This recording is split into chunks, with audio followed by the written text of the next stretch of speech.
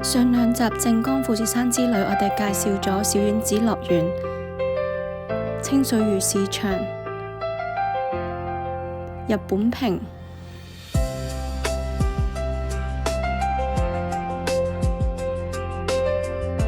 熱海、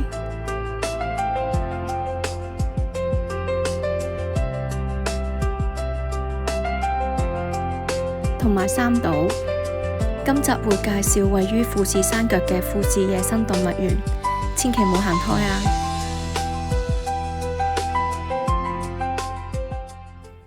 喺三島車站南口出嚟直行，就會到達2號巴士站，可以乘搭富士登山線到富士野生動物園，車程1小時。呢架車嘅總站係去富士宮口五合目，所以都有唔少登山人士乘搭。沿途仲可以見到富士山。不過呢架車班次比較疏，出發前一定要上富士急官網 check 時間表。如果由其他地方出發，可以先搭 JR 去御殿場站，喺富士山口4號月台轉巴士，班次會密好多。落車可以先影低回程時間表，落車位置有廁所同埋 lock 卡。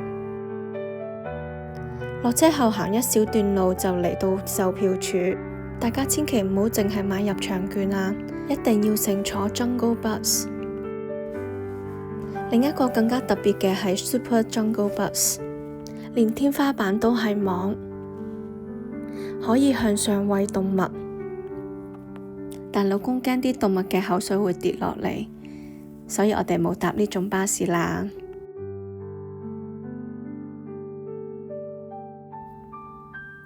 如果大家都想搭呢種巴士，強烈建議先上官網註冊成 MySafari 會員，預約 Super Jungle Bus 嘅車票，因為即場買會好快賣晒。我哋嘅巴士係老虎造型，巴士兩邊都係鐵網，冇玻璃㗎。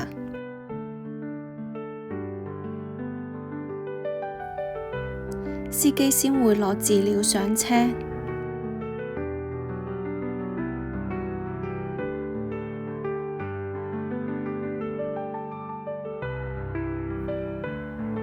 我哋上車之後，司機會分發飼料俾我哋，有蘋果、雞肉、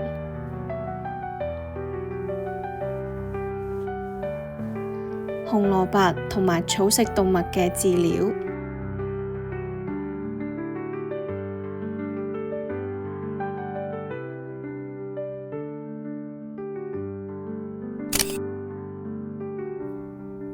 呢度有張指示卡，咦？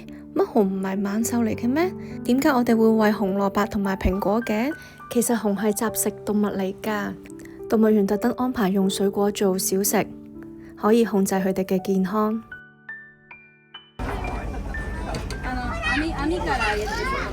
到你餵啦，到你餵啦。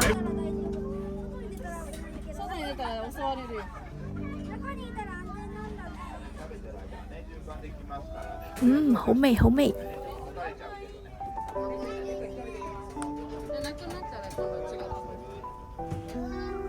哎呀，唔小心跌咗個蘋果添，唔緊要，等我執返嚟食先，得咗。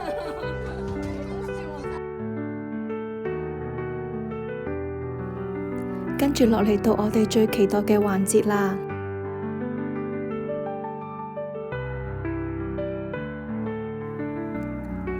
當我哋攞出雞肉準備餵獅子食嘅時候，點知佢唔理我哋喎？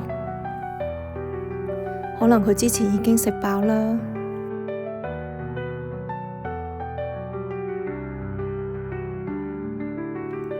仲擰轉身走埋添。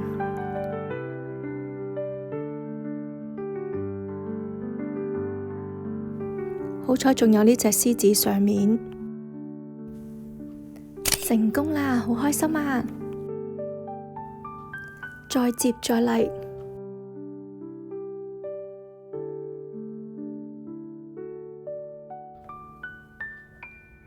真係超近啊！可以清楚睇見獅子條脷同埋牙齒，仲好大力添。跟跟住落嚟，我哋經過老虎區域，但係只稍作停留，冇餵食。之後我哋到獵豹嘅區域，呢隻豹 BB 好得意啊！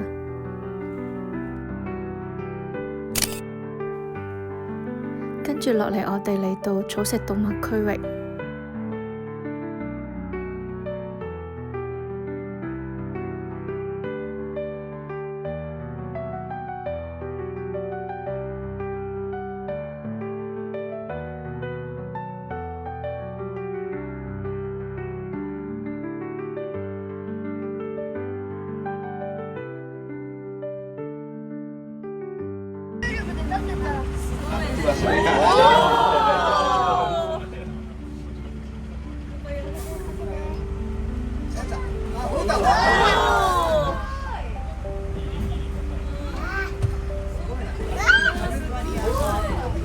經過犀牛區域嘅時候，好多小朋友喺度叫，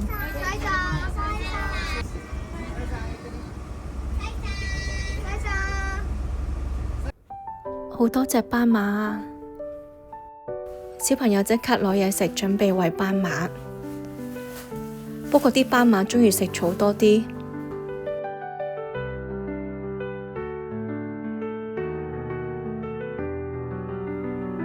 有隻長頸鹿行緊埋嚟啊！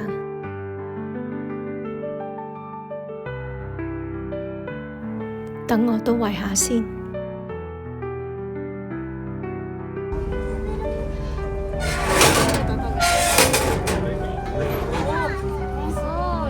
食啦食啦！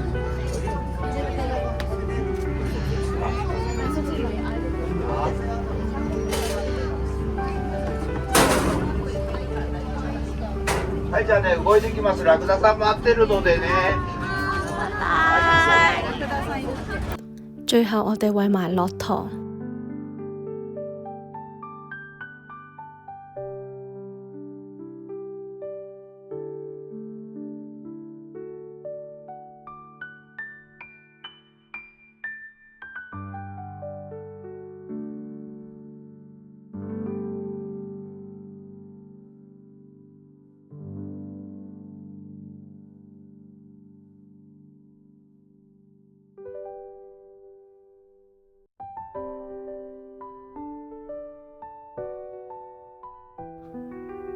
離開野生動物區之後，我哋嚟到互動區，有隻水豚好超咁喺度浸水。除咗餵佢哋食嘢，我哋仲可以摸佢哋，啲毛有少少硬，佢哋又摸唔嬲，好得意啊！呢隻花栗鼠仲好餵食，一見到我哋就即刻伸個嘴去餵食猴嗰度。所以我哋即刻去買飼料。哇，動作好快啊！一嘢剝咗殼，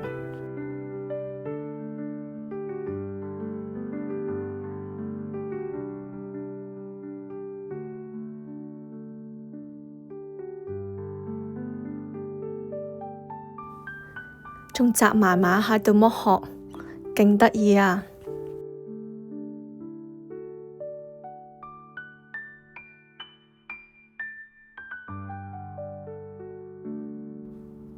哎呀，棘住咗添，食唔到。哈哈，手快有，手慢冇。跟住我哋買蔬菜俾天竺鼠，呢度嘅飼料一律都係100 yen，好平。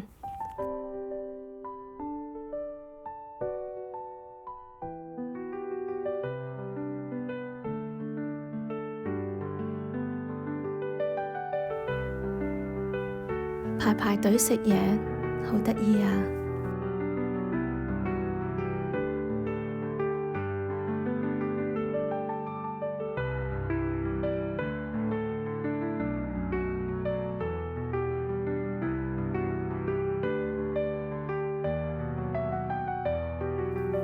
園區好大，仲有好多其他動物，我就唔逐一介紹啦，等大家去探索。根據官網，富士野生動物園有好多地方都可以睇見富士山，不過夏天容易多雲，好難睇見，冬天會比較容易啲。參觀完動物園，唔好唔記得去附近嘅御殿場 Outlet 啊！喺頭先落車嘅地方搭富士急行巴士到御殿場站，車程7至8個字。御殿場站落車之後，步行至乙女口。呢度有免費嘅 shuttle 去 Outlet， 每15分鐘一班，好密。御殿場 Outlet 分為 West、East 同埋 Hillside 3個區域。落車位置就喺 West Side， 呢度主要賣精品，一落車就見到 Coach 同埋 Kate Spade。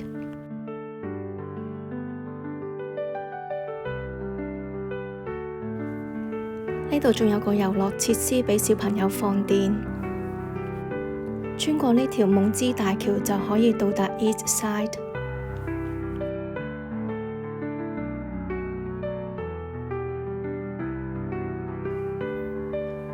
呢度仲可以拍攝富士山，可惜依家多雲。East Zone 呢度主要賣戶外同埋運動產品。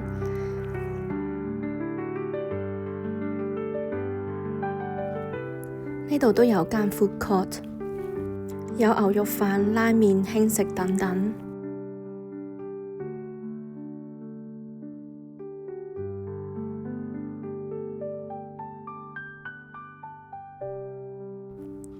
最後我哋試咗呢間 pancake 店，但太多 cream， 味道一般。最後我哋嚟到 Hillside， 呢度景觀好開揚，而且都有個遊樂場。天氣好嘅話可以見到富士山，不過而家都係多雲。如果肚餓，仲可以去食靜岡超人氣嘅漢堡扒。不過呢間店好熱門，記得要提早1小時 book 位。有關呢間餐廳嘅介紹可以睇返我之前嘅影片。唔想排隊可以試下呢間喺 East Side 嘅炸牛扒店。呢間店喺東京經常大排長龍，呢間相對唔使點樣排隊。我哋各自叫咗一份1.5塊牛扒套餐。上菜嘅時候，吉列牛係 medium rare 嘅，每人有個獨立石爐，可以自己動手燒，想食幾熟就燒幾耐。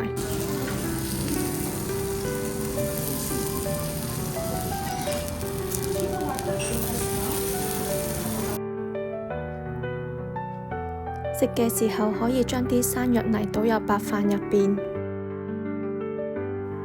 白飯配上生藥泥真係超級下飯啊！牛肉都好鮮嫩，外層嘅炸粉好薄好脆，唔使點任何調味料已經好好味啦。不過1.5塊牛扒對我嚟講太多，下次可以試下叫1塊。呢個餐我好滿意，下次絕對會再 encore。回程我哋返去 West Zone 巴士總站2號月台，搭直通車返去三島。不過巴士班次好少，如果 miss 咗可以搭隔離嘅 shuttle 返去御殿場站，再搭 JR。今集到呢度，下一集我哋會去河口湖欣賞富士山，仲會睇埋煙花，